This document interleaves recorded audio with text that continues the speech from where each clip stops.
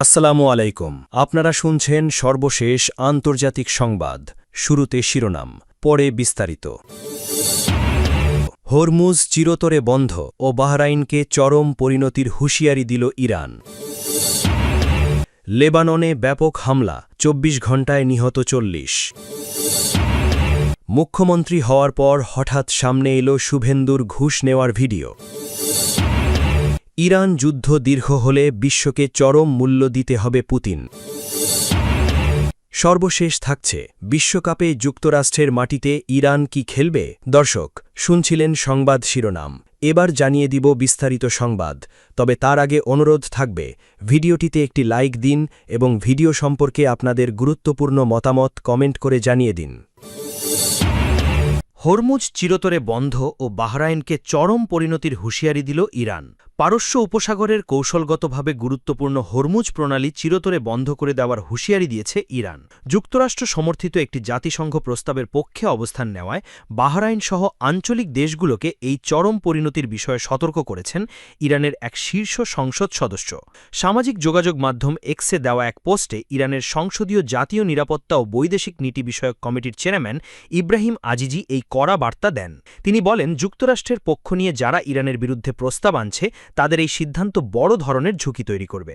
বাহরাইনের মতো ছোট রাষ্ট্রগুলোকে উদ্দেশ্য করে তিনি বলেন, হরমুজ প্রণালী একটি অতি গুরুত্বপূর্ণ জলপথ, তাই এমন কোনো পদক্ষেপ নেওয়া ঠিক হবে না যাতে এটি চিরতরে বন্ধ হয়ে যায়। মূলত যুক্তরাষ্ট্র ও বাহরাইনের যৌথ উদ্যোগে ইরানের বিরুদ্ধে একটি খসড়া প্রস্তাব প্রস্তুত করা হয়েছে, যা নিয়ে বর্তমানে উত্তেজনা চরমে। গত মাসেই একই ধরনের একটি প্রস্তাবে চীন ও রাশিয়া ভেটো দিয়েছিল। তবে সম্প্রতি যুক্তরাষ্ট্রের প্রেসিডেন্ট ডোনাল্ড ট্রাম্প ইরানের জাহাজ ও বন্দরগুলোর ওপর অবরোধ আরোপের ঘোষণা দেওয়ার পর থেকেই তেহরানও ওই অঞ্চলে কড়াকড়ি বাড়িয়েছে। গত ফেব্রুয়ারি থেকে শুরু হওয়া যুক্তরাষ্ট্র ইসরায়েলি আগ্রাসনের জবাবে ইরান ইতিমধ্যেই তার শত্রু এবং মিত্র দেশগুলোর জন্য এই জলপথ বন্ধ করে রেখেছে। তেহরানের দাবি, গত ৮ এপ্রিল পাকিস্তান মধ্যস্থতায় হওয়া যুদ্ধবিরতির শর্ত লঙ্ঘন করেছে ওয়াশিংটন। এই পরিস্থিতির প্রেক্ষাপটে হরমুজ প্রণালীর জন্য একটি নতুন আইনি শাসন চালু করার পরিকল্পনা করছে ইরানের সংসদ। ইব্রাহিম আজিজি জানান, এই সংক্রান্ত একটি বিল এখন চূড়ান্ত পর্যায়ে এবং সংসদ অধিবেশন শুরু হওয়া মাত্রই এটি স্থায়ী আইন হিসাবে পাশ করা হবে। এদিকে ইরানের ডেপুটি স্পিকার আলী নিকজাদ গত সপ্তাহে জানিয়েছিলেন, প্রস্তাবিত এই আইন অনুযায়ী ইসরায়েলি মালিকানা যদি কোনো জাহাজকে কোনো অবস্থাতেই হরমুজ প্রণালী দিয়ে চলাচলের অনুমতি দেওয়া হবে না। এছাড়া যুক্তরাষ্ট্রসহ অন্যান্য শত্রুভাবাপন্ন দেশের ক্ষেত্রেও একই নিষেধাজ্ঞা বলবৎ থাকবে। নতুন নিয়ম অনুযায়ী এই জলপথ দিয়ে চলাচলকারী অন্যান্য জাহাজকে নির্দিষ্ট টোল দিতে হবে, যা ইরানের প্রতিরক্ষা ক্ষমতা বাড়ানো এবং অবকাঠামো উন্নয়নের কাজে ব্যয় করা হবে। সংশ্লিষ্ট কর্তৃপক্ষ বলছে, মার্কিন চাপ মোকাবিলায় ইরান তার জাতীয় স্বার্থ রক্ষায় কোনো ছাড় দেবে না। সূত্র প্রেস টিভি। লেবাননে ব্যাপক হামলা, ২৪ ঘণ্টায় নিহত ৩৯। লেবাননে ব্যাপক হামলা চালিয়েছে ইসরায়েল। এতে গত ২৪ ঘণ্টায় অন্তত ৩৯ জন নিহত হয়েছেন। রোববার ১০ মে লেবাননের স্বাস্থ্য মন্ত্রণালয়ের বরাতে বিবিসির এক প্রতিবেদনে এ তথ্য জানানো হয়েছে। মন্ত্রণালয় জানিয়েছে, দক্ষিণাঞ্চলীয় শহর সাকসাকিয়েহে ইসরায়েলের এক হামলায় অন্তত ৭ জন নিহত হয়েছেন, যাদের মধ্যে এক শিশুও রয়েছে। ইসরায়েলি প্রতিরক্ষা বাহিনী আইডিএফ জানিয়েছে, লেবাননের সশস্ত্র গোষ্ঠী হিজবুল্লাহকে লক্ষ্য করে হামলা চালানো হয়েছে। নিরীহ বেসামরিক মানুষের ক্ষয়ক্ষতির বিষয়ে তারা অবগত রয়েছে বলেও জানানো হয়েছে। আমেরিকার president Donald Trump ১৬ April Israel ও লেবানন সরকারের মধ্যে যুদ্ধবিরতির ঘোষণা দেওয়ার পরও ইসরায়েলি বাহিনী ও হিজবুল্লার মধ্যে পাল্টাপাল্টি হামলা অব্যাহত রয়েছে। ইসরায়েলের অধিকাংশ বিমান হামলায় দক্ষিণ লেবাননকে নিশানা করা হয়েছে।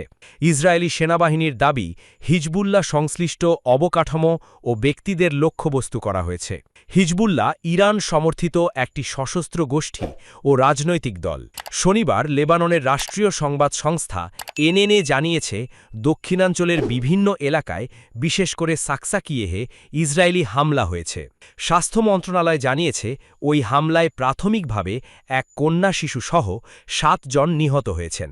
এছাড়া আহত হয়েছেন অন্তত ১৫ জন, যাদের মধ্যে ৩ শিশু রয়েছে। আইডিএফ জানিয়েছে, ওই এলাকায় সামরিক কাজে ব্যবহৃত একটি স্থাপনায় অবস্থানরত হিজবুল্লাহ সদস্যদের লক্ষ্য করে হামলা চালানো হয়েছে। বেসামরিক মানুষের ক্ষতি যতটা সম্ভব কমাতে নির্ভুল অস্ত্র ও আকাশপথে নজরদারির মতো ব্যবস্থা নেওয়া হয়েছিল। ঘটনার বিস্তারিত এখনও পর্যালোচনা করা হচ্ছে বলেও আইডিএফ জানিয়েছে। এদিকে লেবাননের স্বাস্থ্য মন্ত্রণালয় জানিয়েছে, নাবাতিয়েহ এলাকায় মোটরসাইকেলে চালানো আরেকটি ইসরায়েলি হামলায় এক সিরিয়ান নাগরিক ও তার ১২ বছরের মেয়ে আহত হন। মন্ত্রণালয়ের দাবি, প্রথম হামলার স্থান থেকে সরে যাওয়ার পর ড্রোনটি দ্বিতীয়বার হামলা চালায়। এতে ওই বাবা নিহত হন। পরে ড্রোনটি তৃতীয়বার সরাসরি মেয়েটিকে লক্ষ্য করে হামলা চালায়।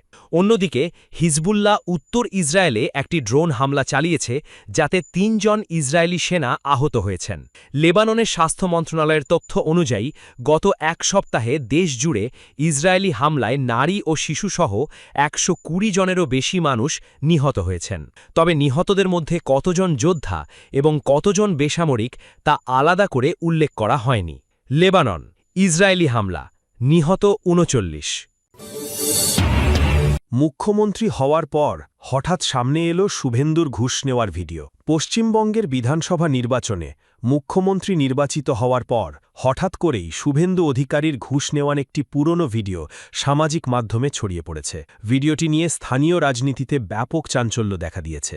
২০১৬ সালের পশ্চিমবঙ্গ বিধানসভা নির্বাচনের ঠিক আগে কথিত ঘুষ লেনদেনের এক স্টিং অপারেশন ঘিরে বড় রাজনৈতিক বিতর্কে জড়িয়ে পড়ে তৃণমূল কংগ্রেস।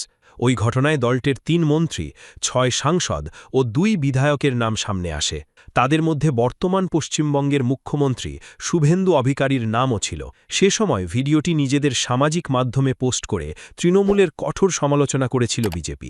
এমনকি মমতা বন্দ্যোপাধ্যায়ের বিরুদ্ধে দুর্নীতির অভিযোগ তুলে তার পদত্যাগও দাবি করা হয়েছিল।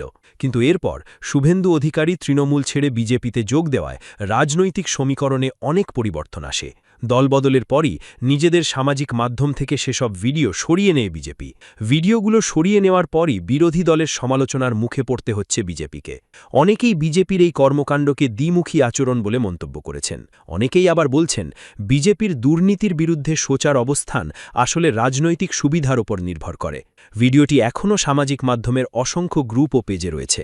সাম্প্রতিক নির্বাচনে শুভেন্দু অধিকারী বিজেপি থেকে নির্বাচিত হওয়ার পর আবারও আলোচনায় এসছে ভিডিওটি। অনেকেই অভিযোগ করেছেন যে বিজেপি ভিডিওটি সরিয়ে নিয়ে নিজেদের নেতাকর্মীর দোষ ঢাকার চেষ্টা করছে। শুভেন্দু, ঘুষ, মুখ্যমন্ত্রী। ইরান যুদ্ধ দীর্ঘ হলে বিশ্বকে চরম মূল্য দিতে হবে বলে বলেছেন পুতিন। রাশিয়ার প্রেসিডেন্ট ভ্লাদিমির পুতিন বলেছেন, ইরানকে ঘিরে চলমান সংঘাতে যত দ্রুত সম্ভব শেষ হওয়া উচিত। সেই সঙ্গে যুদ্ধ দীর্ঘায়িত হলে এর গুরুতর প্রভাব পুরো বিশ্বকে ভোগ করতে হবে বলেও সতর্ক করেন তিনি। পুতিন বলেন, এই সংঘাত চলতে থাকলে সবাই ক্ষতিগ্রস্ত হবে। মধ্যপ্রাচ্যের উত্তেজনার কারণে বৈশ্বিক জ্বালানি বাজার এবং আঞ্চলিক স্থিতিশীলতা ইতোমধ্যেই চাপে পড়েছে বলেও উল্লেখ করেন তিনি। এছাড়াও রাজধানী মস্কোতে এক সংবাদ সম্মেলনে পুতিন জানান, তারা ইরানের সমৃদ্ধ ইউরেনিয়ামের মজুদ নিজেদের কাছে স্থানান্তর এবং সংরক্ষণ করতে প্রস্তুত।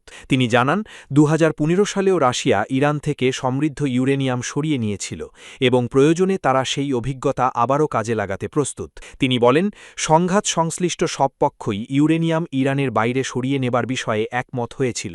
তবে পরে মার্কিন যুক্তরাষ্ট্র তাদের অবস্থান আরও কঠোর করে জানায়, ইউরেনিয়াম শুধু মার্কিন ভূখণ্ডেই স্থানান্তর করতে হবে। এরপরই ইরানও নিজেদের অবস্থান আরও কঠোর করে। রুশ প্রেসিডেন্ট আরও বলেন, মস্কো, ওয়াশিংটন এবং তেহরানের সঙ্গে যোগাযোগ অব্যাহত রাখবেন। একই সঙ্গে তিনি আশা প্রকাশ করেন, চলমান সংকট যত দ্রুত সম্ভব শেষ হবে।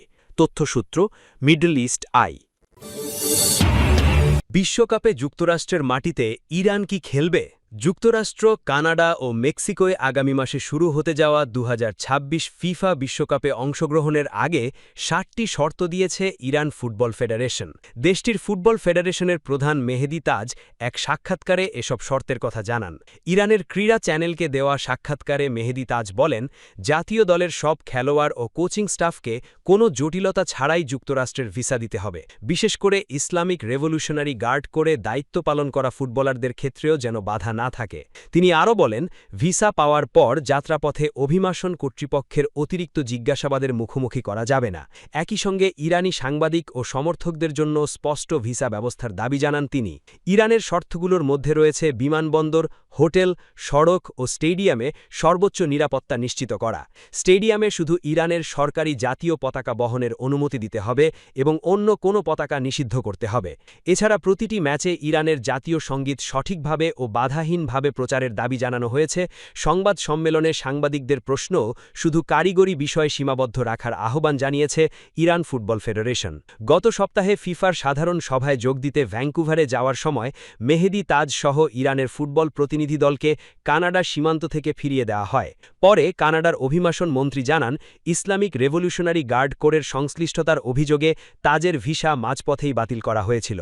পরে ফিফার মহাসচিব মাথিয়াস গ্রাফস্ট্রম এ ঘটনায় দুঃখ প্রকাশ করে ২০ মে জুরিখে আলোচনার আমন্ত্রণ জানান। অন্যদিকে ফিফার প্রেসিডেন্ট জিয়ান্নি ইনফান্তিনো নিশ্চিত করেছেন, ইরান বিশ্বকাপে অংশ নেবে। যুক্তরাষ্ট্রের মাটিতেও তাদের ম্যাচ অনুষ্ঠিত হবে। তথ্যসূত্র শাফাক নিউজ।